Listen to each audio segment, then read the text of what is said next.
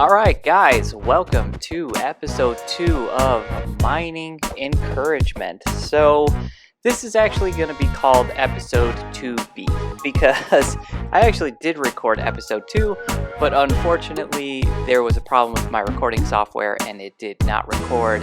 So this is kind of going to be a review of things I did in what would have been episode 2, and we're just going to stay positive, we're going to stay excited, and we're just kind of going to look around at what I did. And I do have one mission for today's episode, so we'll see if we can get it done.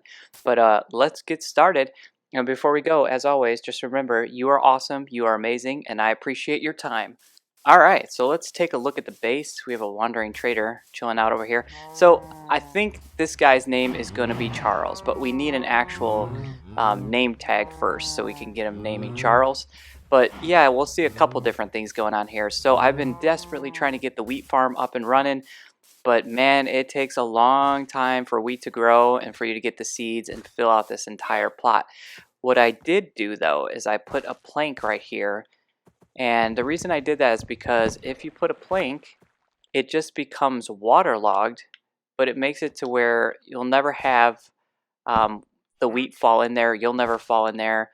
And it's just kind of nice because you can come over here. You can even put a composter on top of that and then, harvest your stuff and compost it right there. But yeah, so I, got the farm going, and I've been pulling up this wheat and getting seeds as much as I can and planting it down. But I had a couple goals for that last episode, and so we'll kind of just talk about what they were. The first one was I needed iron. If you remember from episode 1, I really only had boots and chest plate because I didn't want to mess up my feet, and I think the chest plate offers the most amount of protection. So I went mining, and I went cave mining. I didn't go strip mining, but I went cave mining, and we'll kind of take a look at that in a minute.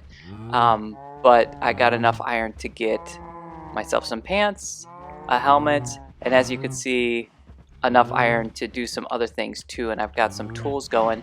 You may be wondering, like, well, why do you have 2 iron hoes? That seems kind of crazy. So that's going to bring me to the next thing that I knew I needed, which was a lot of wood, so I can start getting some chests, because it takes a lot of wood to make chests.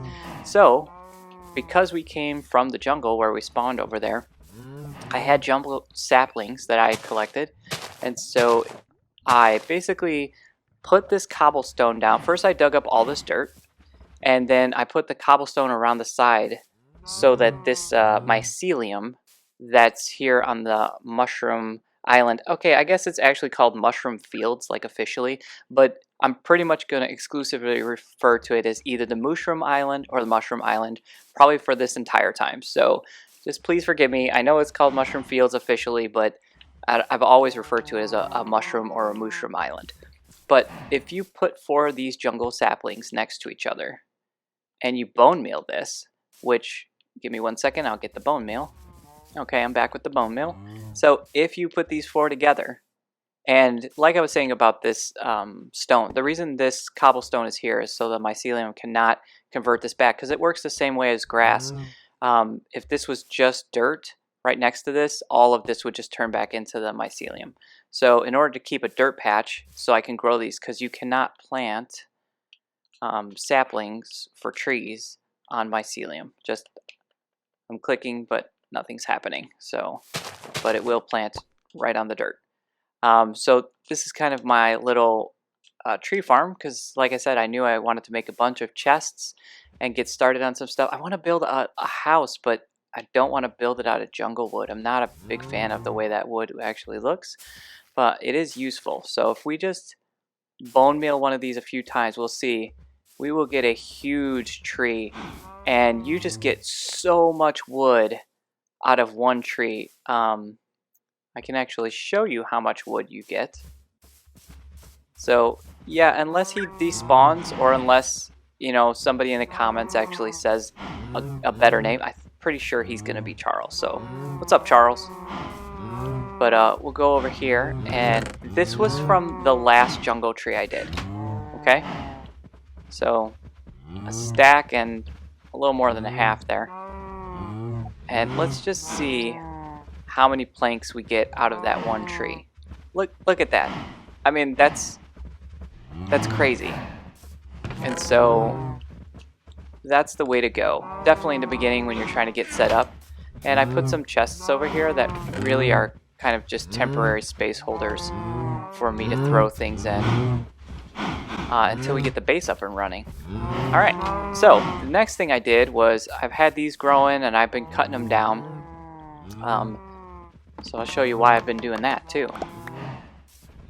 So one of the things I don't want to do is waste my wood that I'm getting from these trees on making sticks, and I'm going to need a lot of sticks for a lot of different things that I'm making.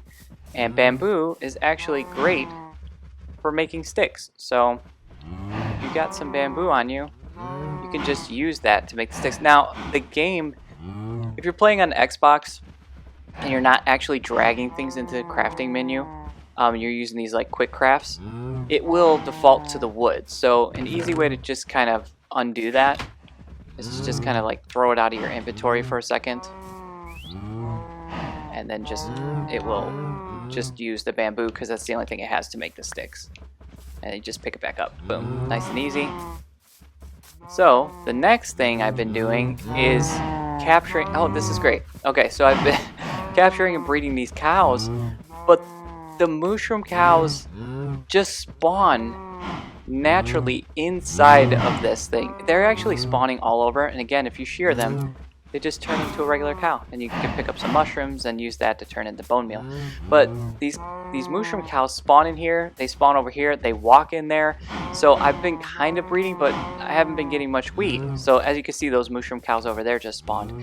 And so I think the reason why they just spawn like crazy is because there's no mobs spawning here, and Minecraft has a limit of how many entities can be in one space at a time. So if you have a bunch of mobs spawning underground, or, you know, bees, pretty much any mob whatsoever, peaceful or hostile, is taking up the mob limit.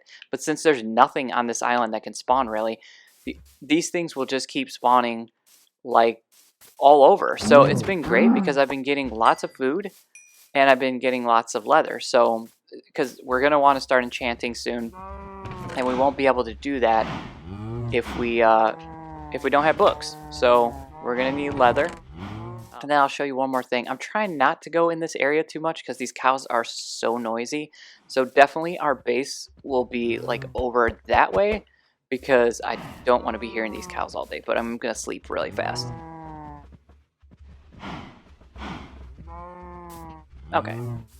So now that we slept, while I was going through this cave over here, and I was exploring and looking for iron, I didn't find any diamond or anything like that. I definitely would have been sad if I had found that and it didn't record like it did.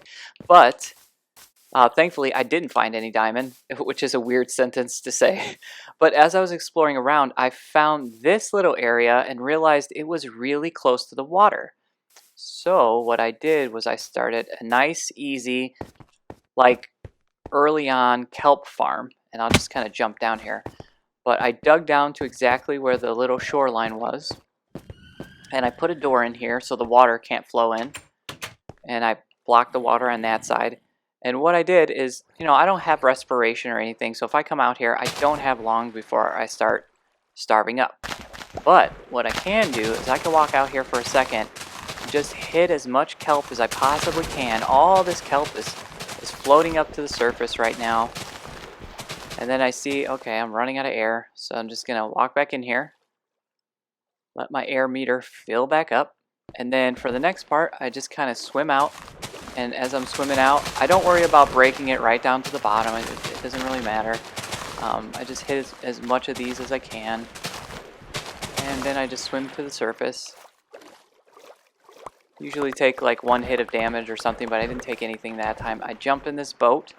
And like I said, there's ways where you can make like XP farms out of kelp, bone meal farms out of kelp, all that kind of stuff. I actually am planning on using this for both of those things, for XP and bone meal. You can make automatic farms and different things. If you just Google like kelp auto farm, you'll find those kinds of things. Like I said, I'm not super into AFK farms and things like that. I don't plan on building like iron farms and stuff like that. That's not what this Let's Play is going to be about. It's going to be more focused on building and exploring and things like that. But okay, you saw how fast I did that. Look at how much kelp I got. Like, it's a ton. I've done this maybe, I'm not going to exaggerate here. I'm going to say it feels like about 5 times. Okay? So I've done that whole thing 5 times. Now, the cows are going to be loud for a second. But I just want to show you how much kelp I got in those like 5 times. It's almost a double chest worth of kelp that we'll be able to not put in like some kind of automated farm, but we will be able to use some simple things like just some hoppers, and we'll get it set up to where it gives us some bone meal and some XP, which would be great. But I've actually made it all the way to level 21, just running around here, taking out these cows and fighting off the drown just a little bit, because even though things can't spawn on the island, they can spawn in the ocean. And so the drowned have been spawning over there by the kelp, and I've been kind of just taking them out little by little. All right, so we're over here by the kelp farm, kind of a farm. But one of the things I really have been wanting is spruce wood. So all I have is jungle saps. I don't even have any like oak saplings or anything like that. But when I was over here, I saw that in the distance. And I think, where are we at? We're at midday. I think we can rush over there and try to get a spruce sapling so I can start getting some spruce wood, because when I build my base, I'm definitely going to want to build it out of that. The other thing we need to do is kind of walk around this island. I kind of did that just a little bit to look around, but there's some crazy things on this island that I absolutely cannot wait to explore. But there's a particular reason I want this spruce, and it's actually because I think this tree is much better for getting wood than a jungle tree. Jungle trees can grow and have like branch out in different directions and things like that. But the thing that's nice about spruce is that when you get 4 of them and you bone meal it, the spruce can only kind of grow straight up. So you can easily cut up through it and everything. Oh, this is good. I want this too. So we'll get some berries here and see if we can't get some saplings. So this is why I have the hose on me, because it just annihilates these leaves and still gives you all the things that they would normally give you if the tree was just kind of cut down naturally and was decaying. So it's a great way to kind of do that quickly and efficiently.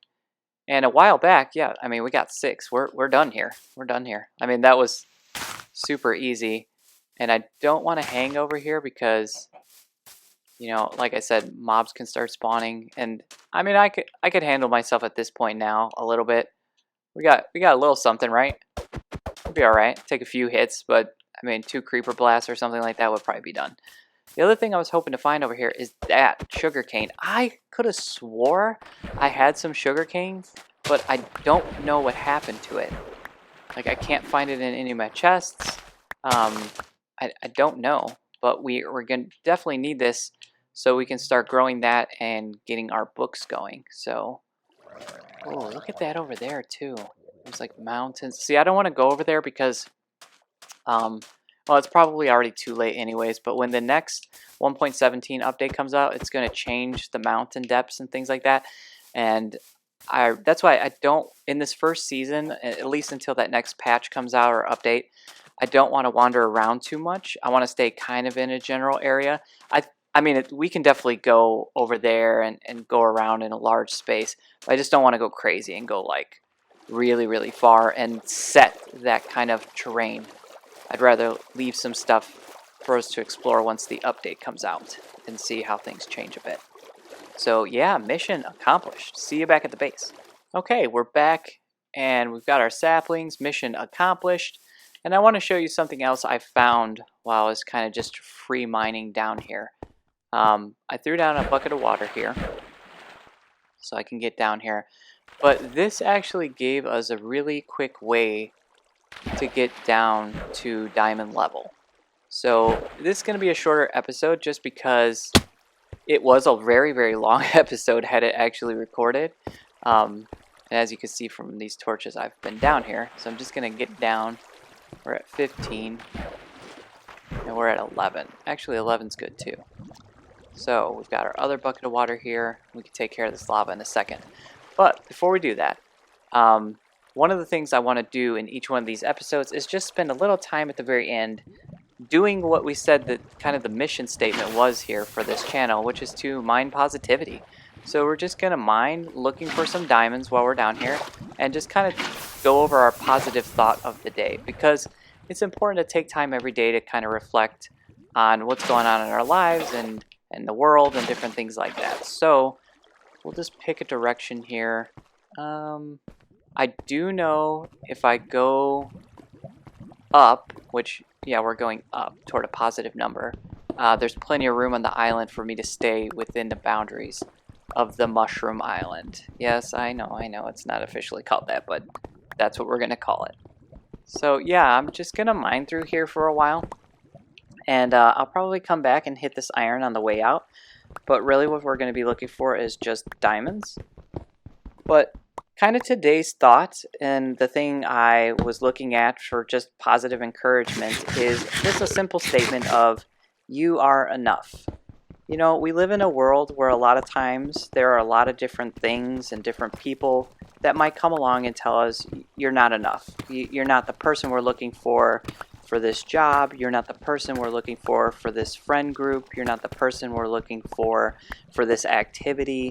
And when those things happen to us in life, we can begin to feel down on ourselves, or maybe like something's wrong with us, or why weren't we picked or selected for whatever that thing is. But the truth of that is that instance of being not selected for something is only a representation of the fact that that particular person or group decided themselves that we weren't the right person for what they were wanting. It actually has no comment on our own value, and we are enough in spite of whatever that situation was that we weren't a part of or didn't get selected for. That situation, that event, has no reflection on what we are, because what we are is ourselves and our life, and our lives and ourselves have purpose and meaning and value beyond what people understand or think or select us to be in or not be a part in.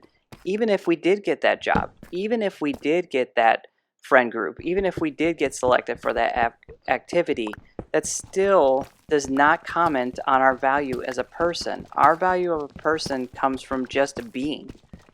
Just the fact that we exist is an amazing thing. And you think about how rare life is on this planet, in this galaxy, in this solar system, and you think about, just the odds of you even existing at all and how small they are, that gives you value. I mean, think about the things in our world, right?